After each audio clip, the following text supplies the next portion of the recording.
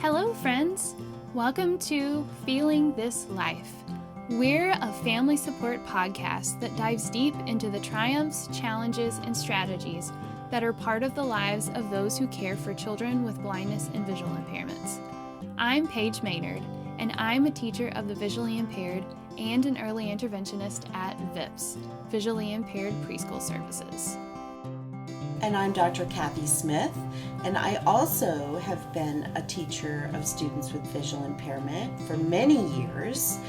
And now I am the Director of Research at Anchor Center for Blind Children.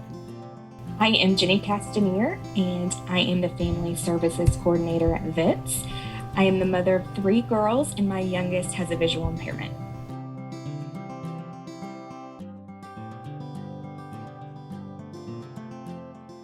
This is Cathy Smith, and we're going to talk a little bit today about what our hopes, dreams, desires for this podcast is to look like. I think we all have a personal perspective, and so we wanted to share that with you. And I get to start first. Oh boy. So, as a long-time teacher of students with visual impairment, of course, I've had lots of experiences with families and hope that I can share some of those experiences. But also, it's really important to me now as a researcher that we learn more about the community that we work with. So, what people should know is that there's not a lot of hardcore research in the field of visual impairment or visual impairment in early intervention. And there's not a lot of what we call evidence-based practices. So we need more information, and I think this podcast is one way to look for some of that information. There will be a survey that you can link to in the podcast at any time. It's just a short 5 questions, and we'd love for you to give us feedback on our topics, on what we have to say, on what you think. We really want to invite all of you to share that information so that we can build a community. So what do you ladies think? And Jenny, do you want to go next? Yeah, this is Jenny. So I am definitely with you on building a community and having more research done. As a mom with a child with a visual impairment, I feel that it's super important to have a community that you can go to get solid information, whether you just want to learn for the future, or if you have a question right then and you're in panic mode and you need to find information on a certain topic. I just hope that this is something that we can provide, and we're open to all sorts of different topics and suggestions. We just want to make this something that we can provide for your families and your children. Jenny, tell us a little bit more about your personal experience, if you can, so that we know more about you. So I have 3 children, all girls, and my youngest is visually impaired. She has microphthalmia and congenital cataracts, atresia of pupils, and she's completely blind in one eye. She's still a little bit of a mystery as to what caused it, what the future might hold as far as, will her vision get worse? Will it stay the same? What resources will she need?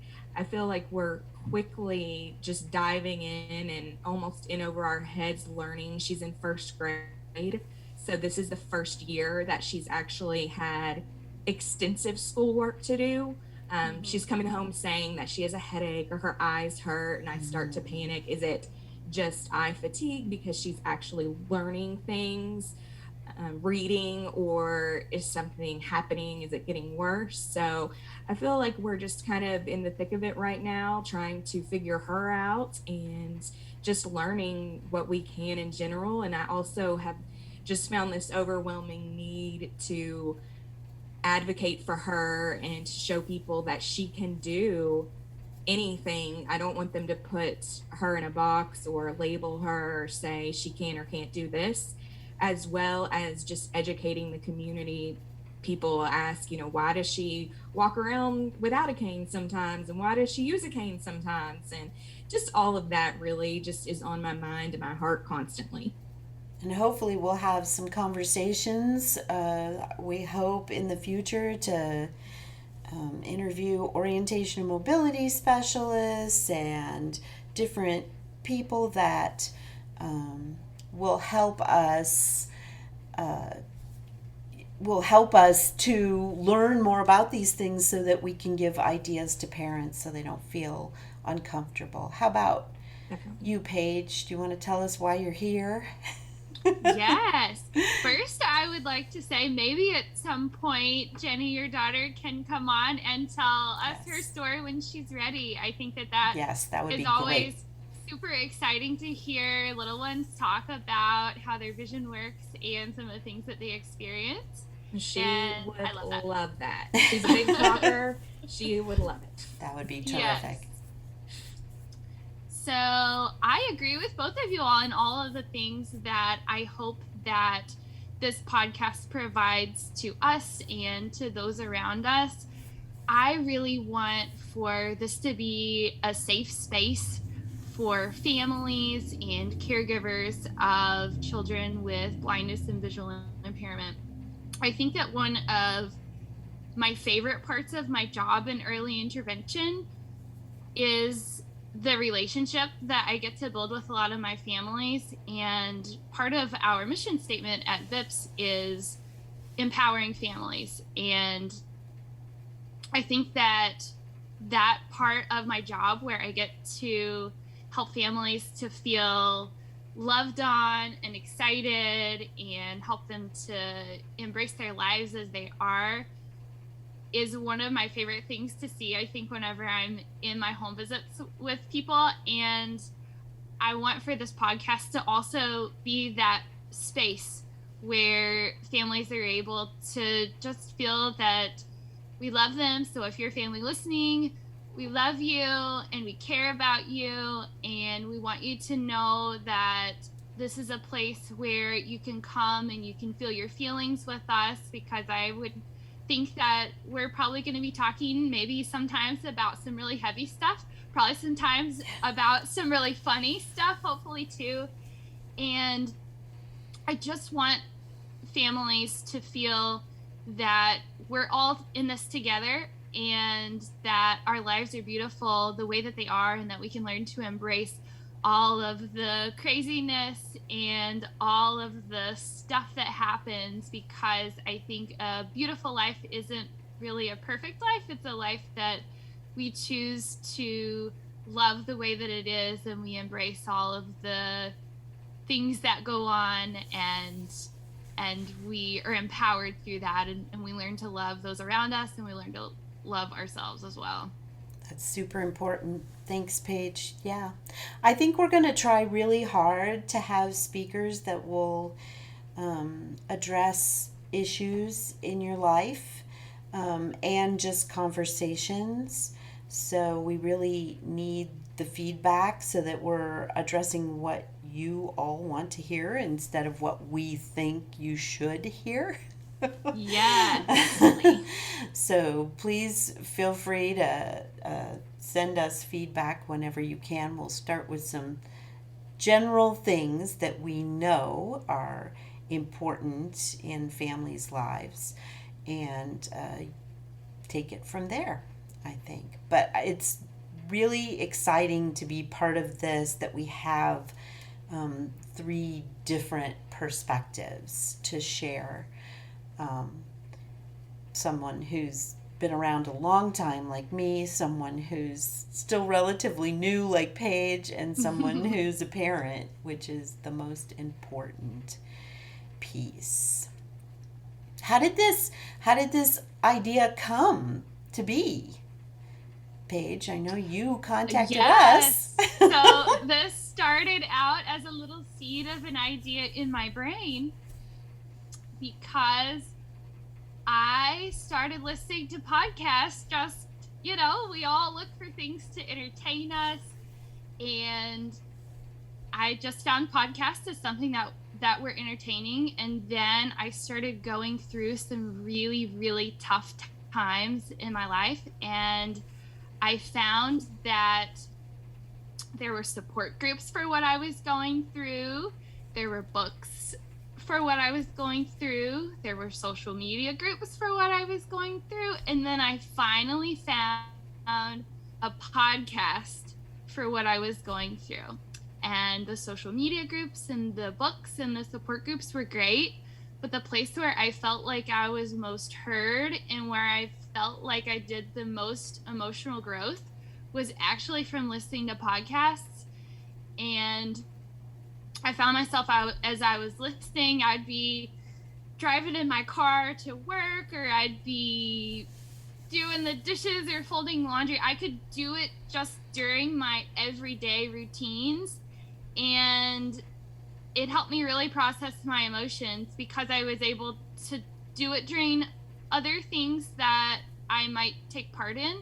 And I'll definitely say that I'm not there as far as, where is my grief with the things going on in my life. But I also feel like you as a family are in your own place too. And hopefully a podcast will do for you what it has done for me in working through my grief and being something that's really accessible whenever I just need to turn it on and, get a lift during, a day that's hard or something. Yeah, podcasts totally agree. Podcasts are something. When we came up with this idea, I did a little bit of research on podcasts, and the idea of podcasts are just exploding right now. There's so many new podcasts for everything. And I think it is because you can do it as part of your life, and you don't have to, you can just plug in your headphones and do the laundry and or drive to your next home visit, as TVIs know. And it's just easy. So we're hoping that parents will be able to plug this into their lives as well. Jenny, do you listen to other podcasts? I do. I listen to several podcasts, some just for entertainment and some to actually learn. But I will say that they're perfect because I can listen to them on my way to work. I can listen to them in the school pickup line. I can listen to them while I'm waiting for one kid to get out of one thing. And I just feel like I have so much more time for those than anything else. Like, I don't have time to sit down and read a book or follow a show, but I can keep up on my podcasts, and Nice. I love them. And what I love about podcasts is I can listen to them again. Yes. So, That's right. so I listened to something and that was really interesting, and then I had to have a meeting or I had to go do something, and I can just stop it and I'm like, oh, I can go back and listen to this later when I need it. So certainly we will keep all the episodes of our podcast up. So if you might not need to, as a family or as a practitioner, you may not need to know about this particular thing right at this moment, but you can always go back and listen to what we had to say. Not that we're always the experts, but I'm sure we'll always have plenty to say. And I also think it will be really helpful for you as a listener to maybe listen the first time, and if you're like me, you get all those feels of, oh my goodness, I'm finally heard. And we hope that we're able to make you feel heard as our listener.